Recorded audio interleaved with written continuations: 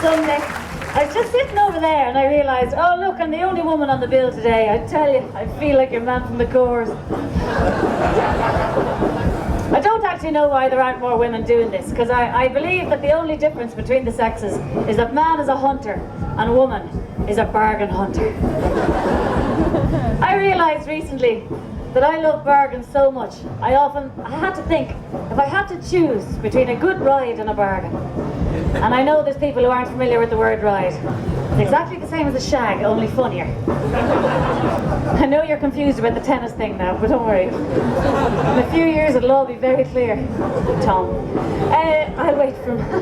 Anyway, if I had to choose between a good ride and a bargain, it'd be worse than Sophie's Choice. And Sophie's Choice leads me to thinking, why do women love movies like Sophie's Choice?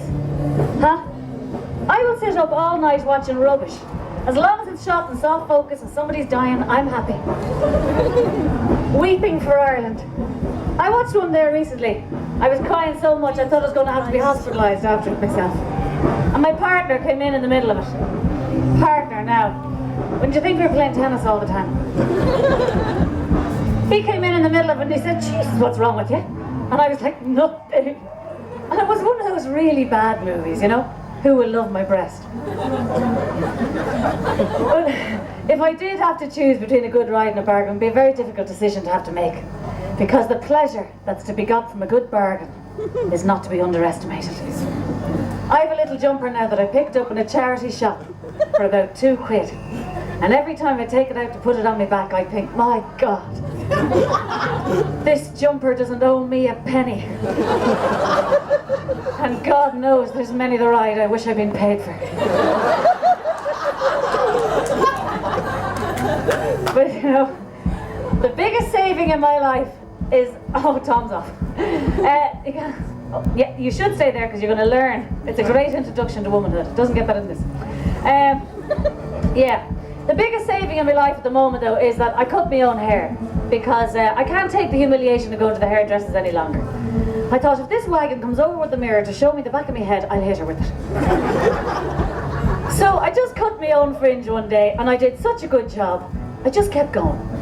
And I got really involved now, you know, I got into it. I started having a little chat with myself in the mirror. Going anywhere nice on your holidays? Yes, actually, I'm going to Majorca. Majorca, lovely. You know, you don't say Majorca, you say Mallorca. I said, oh, I know that, yeah. She said, when are you thinking of going? I said, oh, I'm thinking June or July.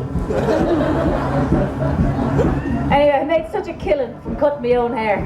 I had enough money to get myself as far as Jamaica. Has anybody here been to Jamaica? No! I don't believe that. But anyway, if you haven't, genuinely, I'd highly recommend it. They're fantastic people. They're very similar to the Irish, actually. They're just a better colour. Which wouldn't be hard. You've just seen three of us pasty race, to say the least of it. But they are fantastic people, and they're also like us because they're equally as inefficient as we are as a race.